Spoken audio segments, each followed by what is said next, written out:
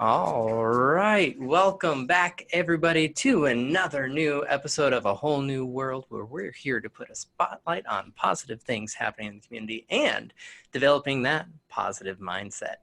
So, as always, I am your beautiful host, Jacob. Yes, I said beautiful. I accept beauty in all forms. Hey, man. But we always start off our shows with a dad joke. And today's dad joke is... So I went to the paint store the other day to get thinner. It didn't work. I gained a couple pounds.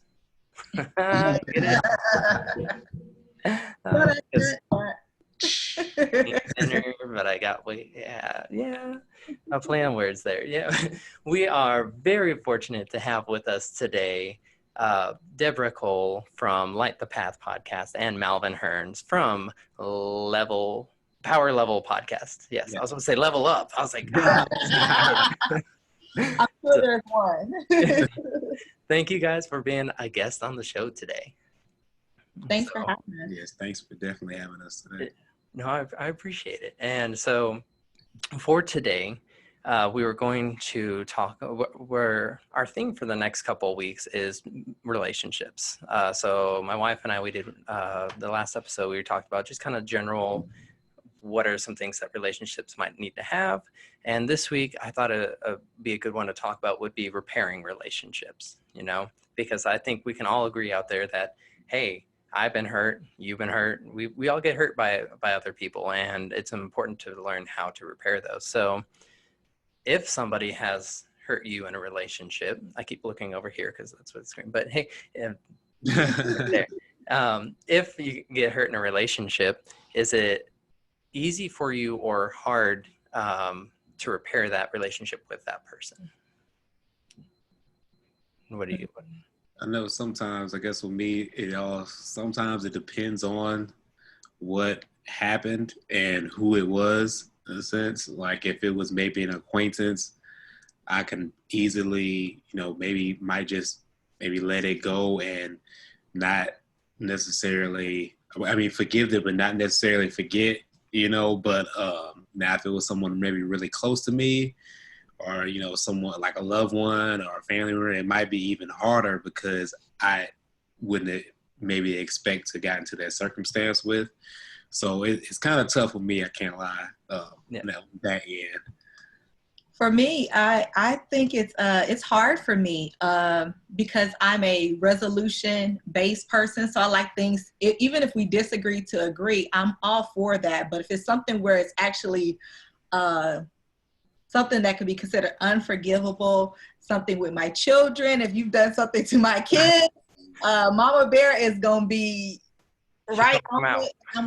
It's going to be a slow process to build that relationship back up with my family. Obviously, if you come from my family, my mom, my brothers, then so it's going to be hard. It's hard for me because I do, like I was saying, I like resolution. I like things to come to a head. So I may put it on reserve. And if I don't see that person or interact with that person, I'm cool. But if I see them, it triggers for me. It's like, boom, you remember they did this? Boom. And it just like a domino effect. And then it's like, I'm all back mad again. So it's not that I haven't forgave them. It's just that if I haven't seen them, it's probably not at the top of my mind. I sort of just pushed it to the side, but I like to come to resolution with people. If we have a disagreement, like, hey, let's figure this out.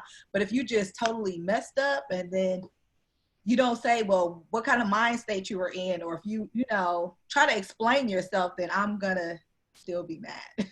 Yeah, no, I agree 100%. And I really appreciate both of you being so honest and candid with us. Just because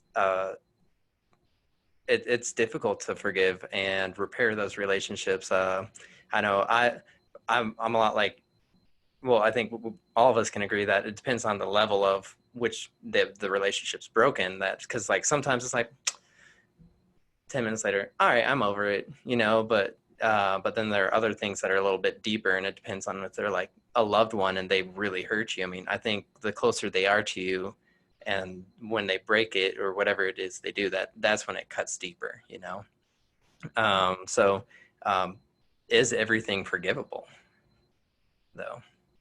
Do y'all think? I'm just gonna say no. Everything is not forgivable. I can be like, I'm not gonna deal with it. I'm either two things. I'm either gonna fight or flight. So that's why it's hard for me to.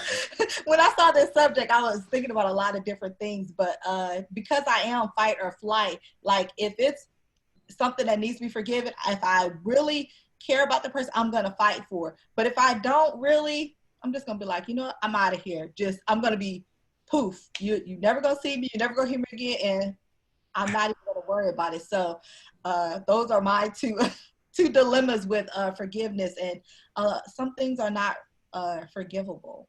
I can't, again. And that's a tough one Yeah. again too, because we've seen so many different things that have happened throughout just this year, last year, that um, like Deborah said, just for instance, like something happened to somebody's family. I mean, the whole thing with the Amber Geiger and Batman Jean case, where the family says, we forgive the brother, he stands up and forgive.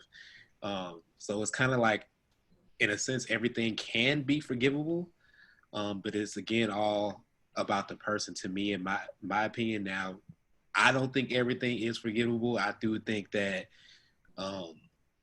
certain things you just can't let it go, and maybe you might be able to move on. In a sense, you might be able to forgive, but it's going to be really hard to forget it and just kind of let it go, because sometimes forgiveness, I've heard this too a lot. People will say forgiveness is overrated.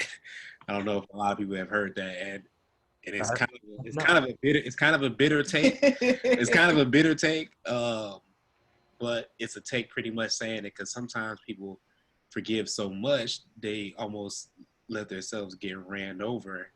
But I do feel like it is a peacefulness from forgiving, though. Like, I have been done wrong in situations where I have, again, not forgotten what they've done, Yeah. but I have letting it go, and that's kind of bringing up to what Queen Cole was saying, to where when she might see that person, whenever it might trigger, they might get triggered. But when I see that person, if I'm not triggered, even though I know what they've done and it's the back of my head, I'm not triggered, that means in my mind that I kind of forgave them. Because if I'm still triggered, then I know I didn't have true forgiveness, in my heart, which is one thing you want. But again, it's really tough. It really is a tough take on it.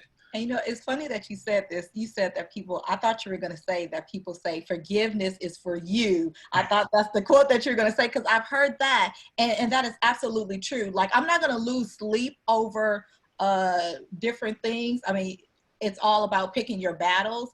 But I'm glad that you brought this case up too, because I still, when you even brought the case up, I'm still that cousin third removed that's like, no, don't hug her, like, hold up.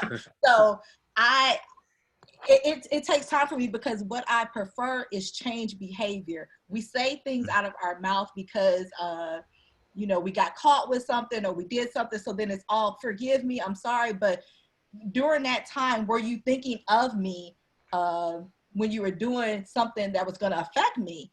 So if you weren't thinking of me at that time, now all of a sudden, now you want my forgiveness. It's hard for me to accept the words. I need changed behavior. That's it for me. No, I agree 100%. For me, like, I really don't just tell me you're sorry, but you need to do something to change it. And I think for me that kind of helps with the forgiveness process. Um, and because if I see you're making an effort to be like, yo, I'm sorry, let me try and correct it, then it's easier for me to forgive. But I've been thinking, especially with recent events, like, would I be able to forgive somebody if they killed a family member of mine? Like that, I would love to say yes, but I don't think I could, at least like not right away. But like you said, I mean, forgiveness is for you, I think, and that's and it doesn't always happen like right off the bat. Like, I forgive you, boom, I'm done. I'm cold. So, or not cold. I'm I'm good right now, you know. But I think it's just something that some things like just take a lot longer to forgive and come to terms with, and just because I look at forgiveness as I'm letting this go so that I can be clear, you know. So I guess from that aspect for me, I would say everything is forgivable. But I do want to say, Malvin, you brought up a great point. Just because I forgive, though, that doesn't mean I should let people walk all over me. Like I don't forget, you know. Well, Trish is probably at home, like, yeah, he does, but You should. yeah. But I mean, like, if you're doing me dirty like multiple times, I mean, I'm sorry about you, but I'm gonna have to cut ties or something. Like, I'm sorry, I don't. So, but I don't. I used to view forgiveness as like a sign of weakness, but I've come to realize that it's more for me a way to let go and be at peace with myself. Um, what kinds of things would people have to do to maybe earn that trust back then? Because I like that whole idea of um, you have to change. You know, like something has to change. You have to do something. You can't just say the words. Something has to change. Like, what would anything in particular comes to mind, or I'm for sure probably number one is actually stating why you need forgiveness. You know, stating what you exactly did wrong and how you knew it affected, you know, the other person. I think that's a huge thing instead of just trying to just blow it over. Do you forgive me? Just I'm sorry. You know, like I'm sorry because I did this. It made you feel this way, or it did this to you, and you know, and then I guess from there is like you said, taking actual time um, and different steps to show that hey, you know what, this person really didn't mean to do this. Yeah, and for me, it's almost the same thing with what you're saying, Malvin.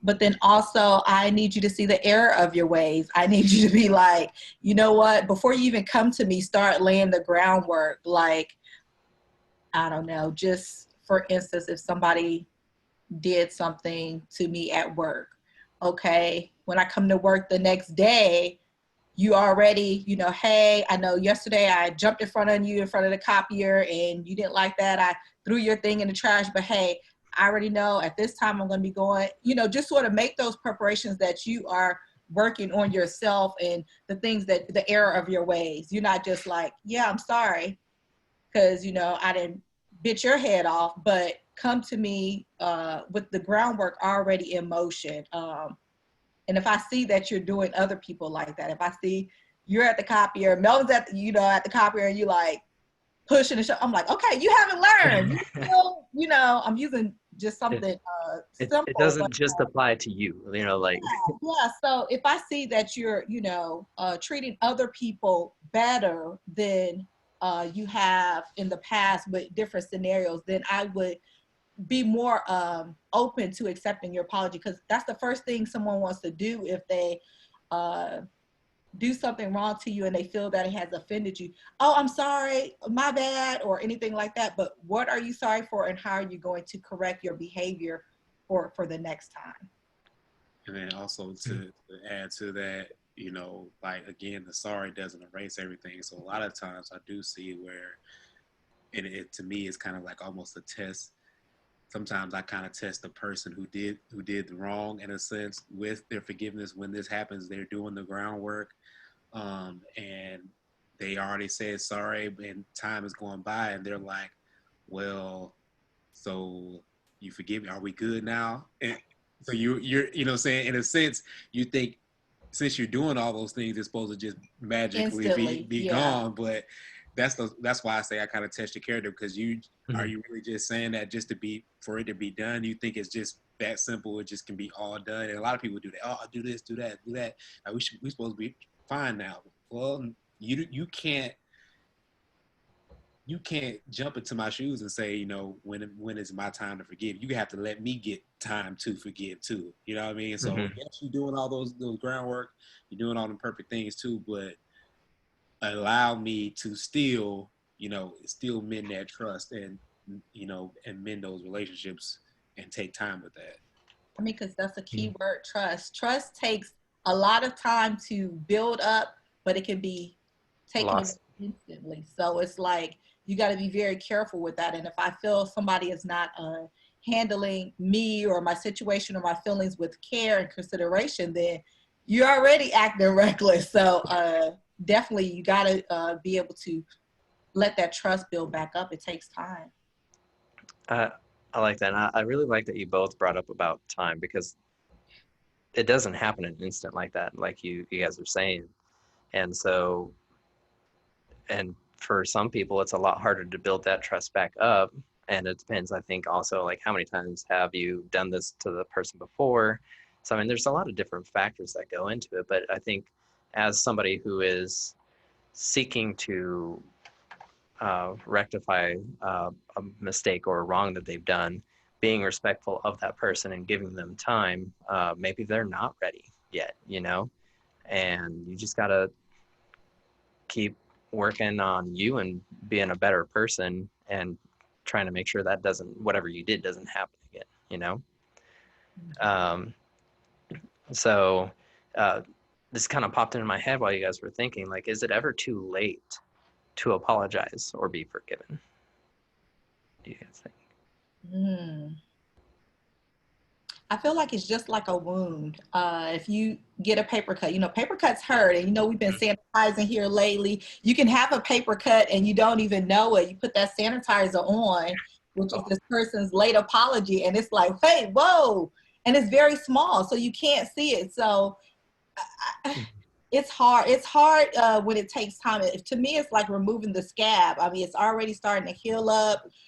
You haven't done the work to try to rebuild, but then why? I would really need to know why all of a sudden you are coming to me after all this time. Like, what took so long? Why did it take you so long to come to the realization that you hurt me in a way? So I would be very leery of a person who takes an ample amount of time to ask for forgiveness. And I kind of feel like to me, I honestly feel like it's never too late. Like, yes, I maybe could have, forgave you before, but again, it's just almost like it's hard you really have to use empathy for the other person too, even if they were wrong in the situation. Sometimes they have other different things behind them that kind of maybe might have hindered them to step up to face that, their selves and say that I was wrong, and a lot of people Mm-hmm. sometimes don't do that. But I feel like it's always better than never, even if things can't be truly how it was. And I'll use an example as far as like a parent being out of a child's life. I feel like in that certain instance, a child would want that parent maybe between heck 8 years old and 16, 18, Mm-hmm. but then after a while they might say, well, shoot, I don't really need them anymore. But they already kind of have the effects of not having that parent in their life, Mm-hmm. and it's pretty much kind of affecting them in their other, relationships. And so now this parent is kind of coming back. He wants to mend things, but they can maybe teach you how to be a responsible adult. But maybe it might be able to help out, just might be able to help out in relationships, and who knows, maybe it might be able to help out your perspective when you're a parent. So I think it's like, yes, it's maybe might be too late for it to be picture perfect, but it's really never too late, because at the end of the day, you don't want to go down and be on your deathbed and be wondering, oh man, I should have did this, I should have did that. And I feel like it's always good to get it out there, and even if that person don't take it, at least you got it out there. Yeah, and you made the effort, and I'm kind of more along those same lines where, um, I don't think it's ever too late. Like if you did something to me in high school and we just haven't seen each other, and all of a sudden I just get this message like, "Hey, I'm really sorry for that," and uh, I'd be like, "Cool, man. Thanks for apologizing," but uh, I I can't help but I thought of. Have you guys seen the movie Billy Madison with Adam Sandler? A long time, but I have it when he's playing golf, right? That is Happy Gilmore. Okay. Billy Madison, he goes back to school, uh, Oh, and so he realizes like what he's done wrong and like how he was treating people. So he decided he was going to start calling people. And one of the kids, he was like a really big bully too. He like calls a guy. He's like, huh? He's living at home with his parents, but like really like distraught by what happened to him in high school. And he crosses his name off the list. Like, I don't need to do anything to you anymore. You know, like it was like so. If you've seen Billy Madison, it makes more sense. So I recommend you watch Billy Madison after this. You know, so he pretty much had a hit list. yeah, yeah, it was his hit list, and then it ended up paying out for him. You know, not saying that's going to happen for everybody, but um, in a silly way, kind of help paint a picture that I don't think it's ever too late to apologize. And so, but what before the show, I shared with you guys a link about restorative practices and restorative circles. For the listeners out there, this is a form of correcting wrongs done to people, and so what it involves is uh, the victim and the perpetrator, and often another party. It could be the family, group of community, and then it has like a mediator. And so what they do is they ask open-ended questions, and the victim gets to speak, the perpetrator gets to speak, and it kind of helps them come up to a one conclusion. And so like they come up with, this is what I'm going to do to fix it, and are you okay with that? And they could say no, and then they have to go back and they have to talk about it. But it's a way to develop empathy between each other. And I believe it was started in New Zealand, and it helped a lot in reducing the number of repeat offenders for adolescents going to jail. So y'all read up on that, and what do you guys think about those circles, restorative practices? I like it. I think especially in families and in communities, that would be very beneficial. Even in the school system, I think that'll be better than sending the children to juvenile detention or to teen truancy courts and things like that to sort of divert the whole school to prison pipeline. So I think it's a good idea to use if everybody is receptive. And I think sometimes when you're the victim of something, it's hard to see it from the offender's side. So I think it's a good way for the offender also to get their voice out there and say, hey, like, this is how I felt. This is a situation that I was in. I thought the questions were very good for both sides. So I like the idea of it. My question really quick too, I'm not sure if any of y'all knew, like, what were some of the things that those adolescents were doing in New Zealand That's a that I don't know off the top of my head, but it would be like crime, like thievery. I guess it'd be theft in most worlds, but like murder, just like kind of like those possession, just different. That was my understanding, is similar crimes to that. But yeah, I mean, I believe if, like Queen said, if everybody has the right mindset in it, then yeah, I believe it can work. You know, sometimes I think it can be tough depending on what it is. That's why I kind of asked, because sometimes depending on what it is, it can be hard even getting those two in the same room. You know, I've dealt with people that had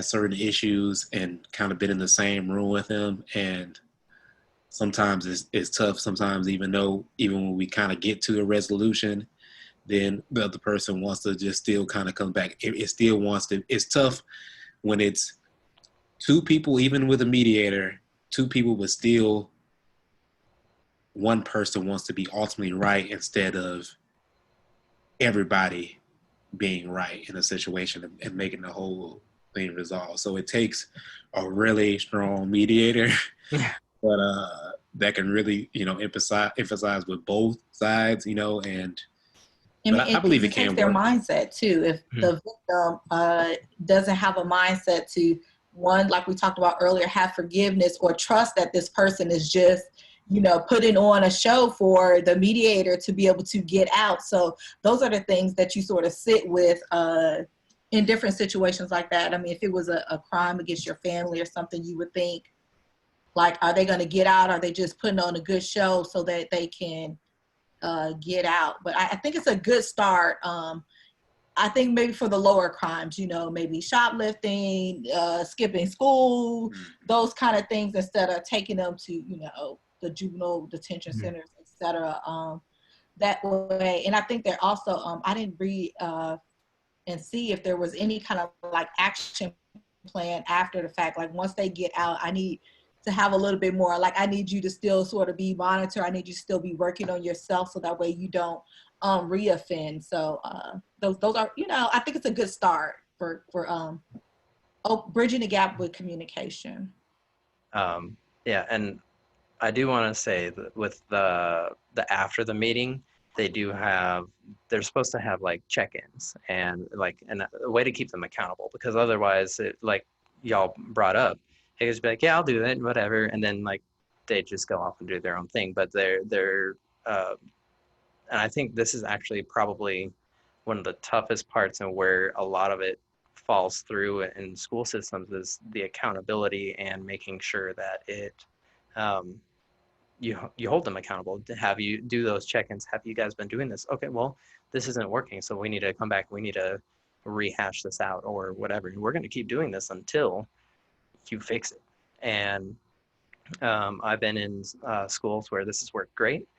Uh, Kids get it real quick. Other schools where we didn't have that and it didn't work out as well. But and I do agree, you do need a strong mediator for certain instances.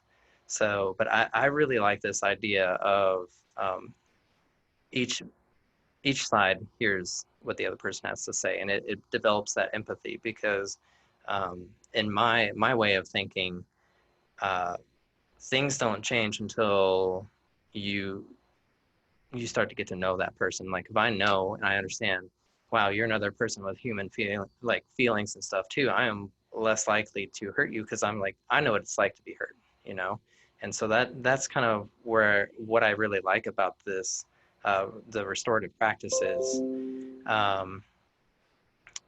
and using that to help rebuild relationships, because it's like, oh wow, like I really did hurt you, or man, I didn't realize I made you feel that way by saying this or doing this, by skipping school. This was causing this to happen, or whatever it might be. I think it's important to have that dialogue. And Malvin, you brought up that they don't want to see each other, but I think that's all the more reason why they need to be in that same room together.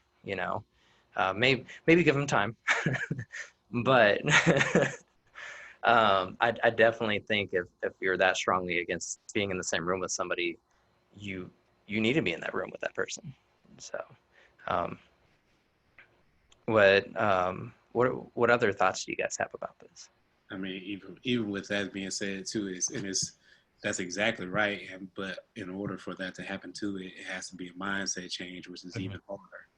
I mean, that's the same thing with like us, and I say like us, for instance, just people in general, like we know we might need to do the harder decision, but it's easier said than done. Like, yeah, we need to maybe go run those 5 miles, but or do this or be disciplined and read this, read that. But it's easier said than done. Like we have to literally have that our mind, and Queen said, our mindset in the right place. So if your mindset is you only want to think I need to be right. I don't even know why I'm getting in a room with this person. This person was wrong. They wronged me. Why we're even having a conversation? Because I didn't do anything. They did all the things. The problem then is never going to get there, you know. And instead of saying, okay, hey, well, let's go and let's really talk out and see what this other side said. It takes a lot of you know, maturity for real. Mm-hmm. And I think that could be the pre-work too, where, you know, both sides are told, because maybe even the offender may not even see where they were wrong. So exactly. Timing is essential. So I think pre-work and then timing, make sure that those sort of align with each other. And I think it could still give some good results. I like it. I like it. Like I said, like I've seen it work and I've seen it not work. So it all depends on the follow through. Why didn't it work in some instances? The instances that I ran into, moreover, was lack of follow through. And so, yeah, I say I'm going to do this, but nobody checked in.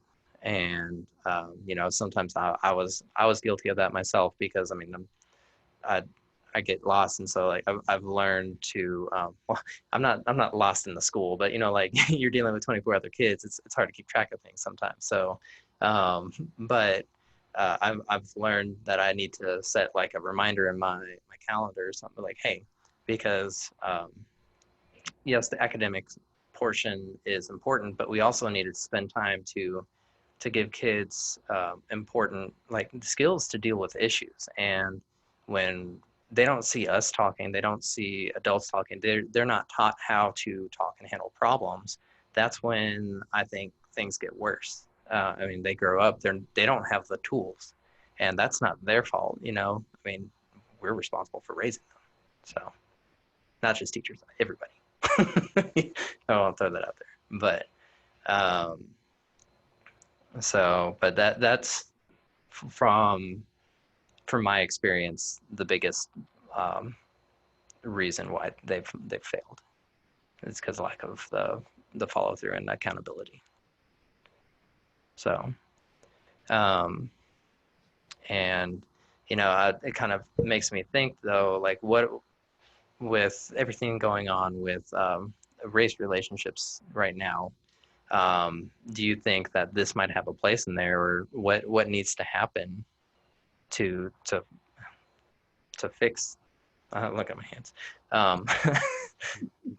So that we can start bridging that gap, and because there's clearly a gap, and what needs to happen? Do you guys think? That's a big one. It is.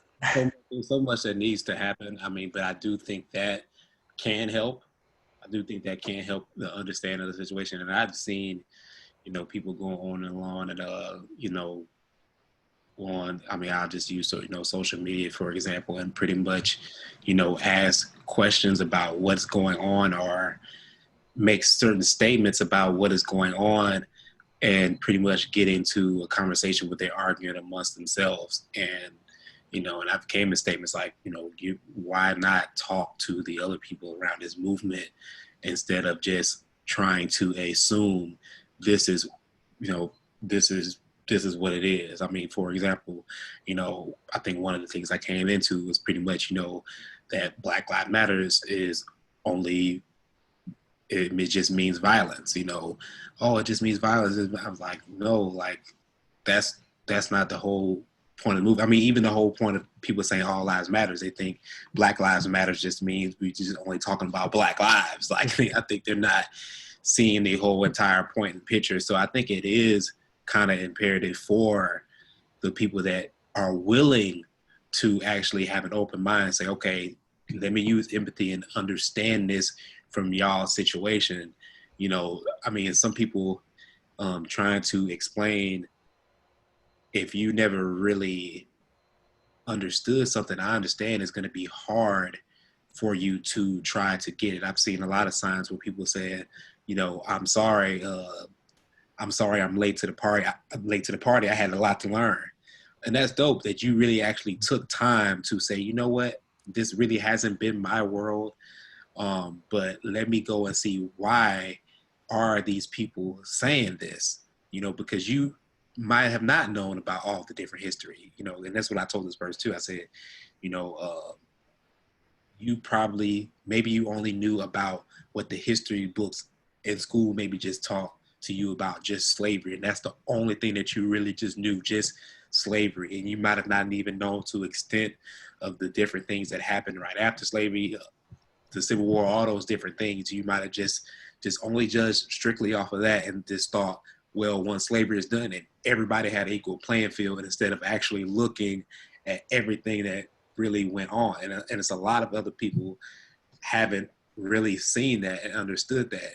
So, yeah, I think that I think that would help a ton. I mean, just to get them to really understand it. Again, it will help if everybody making sure that they're using empathy and saying it's not trying to be who's right or who's wrong. It's trying to, like, let's intelligently look at everything that's going on, and then now step yourself in our shoes. And if this is happening to your people, because one of the things is too, and I'm gonna let Queen speak in just a second too, but one of the things is too that also this person said was like, black and whites, they've been going at it since the beginning of time, and it's like, this hasn't been an equal tick for tack thing. I mean, it's so many different things that have happened, you know, to us as a people. We're not going to sit here and act like it's been a tick for tack. It's not. I mean, it's not too many instances you hear about, you know, a black person maybe doing this, doing that, even going past with slavery, even going past the things that they did with our children, the things that they did with our babies. There's so much things that they did with our mothers, our men, making us fight each other, mandigos. There's a lot of stuff that happened. It definitely hasn't been tick for tack, but that's why I told that person, I said, you need to not only look at the statistics, whatever, and sometimes some of the statistics can be misleading. That's a whole nother thing, but you need to also go back, look at the history books, look at Emmett Till, look at Black Wall Street, look at the Civil War happening where they wanted to keep slavery, but they had black people fight for the Civil War. And I just found out something else even too, as far as some more things that they made after the 13th Amendment, where they made other different rules where they pretty much how they incorporated the prison systems in order to just arrest black people, even if they were just preaching the gospel without a certain license. They got arrested for every single thing, and pretty much use the prison system in order to fund those people that were upset that they had to lose slaves, which is a whole nother thing. So it's so much that needs to be learned first. And I think learned, and not only learned, but you have to have that empathy, because I feel like some people also do know every single thing, but they're like, well, it's done with, you know, but that's my take. Yeah. Yeah, as far as me, I mean, because I have two things going against me. I'm a woman, one, and then I'm a Black woman. So what I've been trying to do is do three different things. One, take care of my self-care, my mental health, wellness, because a lot of this is very overwhelming.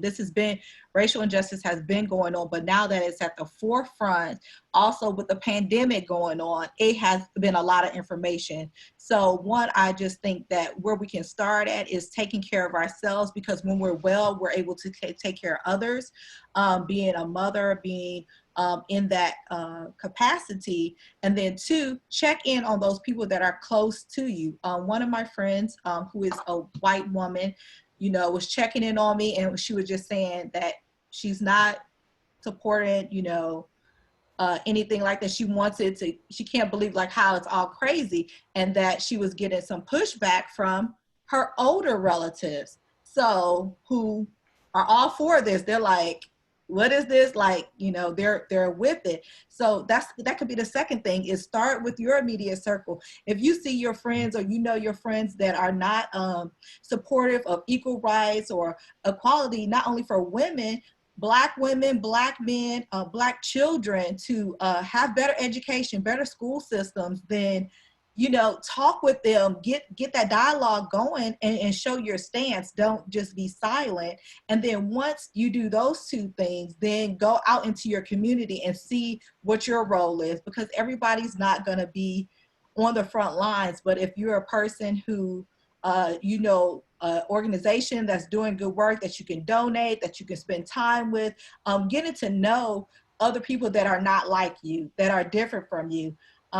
Those are three things that you can do to just jump in there and help, because it's going to take, this is a spark, and it really needs to become a bonfire. It needs to ignite, because there are so many different systems and injustices that are intertwined into our everyday society. So we can't do it all in 1 week, 2 weeks. Like, this is going to be a now until forever. I really wish that, you know, my nephew would not have to go through anything like this. He's only 2 years old. I'm afraid to even think about when he has to drive. I have a young son that's 21 years old, that I'm afraid when he's driving, if he has to get pulled over by the cops. I really wish that we weren't dealing with this, but I feel like the place that we are, we're able to, we have a good momentum going with it to be able to really dismantle some things that can really create change. So those are the three things that I suggest people to do.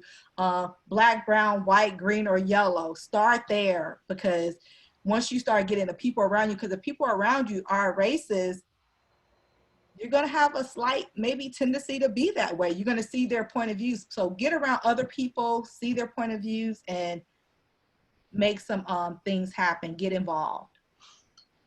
I love it. I love it. And I really do want to thank you guys for being on the show today, and for sharing your opinions. And I know I've asked you guys a couple of questions, and you guys have helped me. You posted. I've learned a lot from just listening to y'all and watching what you guys have posted. So thank you for helping to educate me, because I'm not gonna lie, I'm kind of ashamed to admit it, but I was kind of in this little bubble where I thought it was good, and then it was just kind of like all these other voices that popped up that were like, I thought everybody was like me. I'm like, hey, you're my friend who's happens to be Black, whatever. I mean, cool. I mean, I see you as people, and then you just hear this and that, and I'm like, oh snap! Like, I didn't realize it was as bad as it was. And so I do agree, and I think it comes to it with the education and just having conversations with people to start, and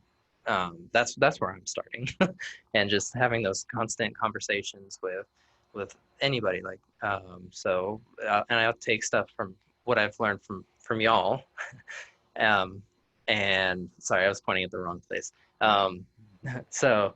And I'll take that into another conversation that I have with some other people, maybe my friends who are white, or just various people. And then together, that's we just have to be constant in our learning and our working on ourselves, letting go of our pride, and just taking ownership. I had a post earlier this week where relationships, they're not going to work until you give 100%, not expecting anything back. And so when we adopt that mentality, and we start seeking each other out as friends and seeking that understanding, that empathy, I think that's when things start to change. And like y'all said, it's going to be a hot minute before, but so thank you guys so much for everything that you guys have said, and for continuing to be voices out there. So I appreciate it. Thank you. Wow, thank you. And y'all have any last minute words of wisdom, or one takeaway each that for our listeners out there before we go? I think my word of wisdom right now, if all the listeners listening, is to make sure that, again, you do the research, do your knowledge, and have empathy. I think I said this the last time I was on your show, but it's just it's such a major thing to have, but really do your research and just try to understand the laws, understand what's going on, really. Don't just try to understand your world.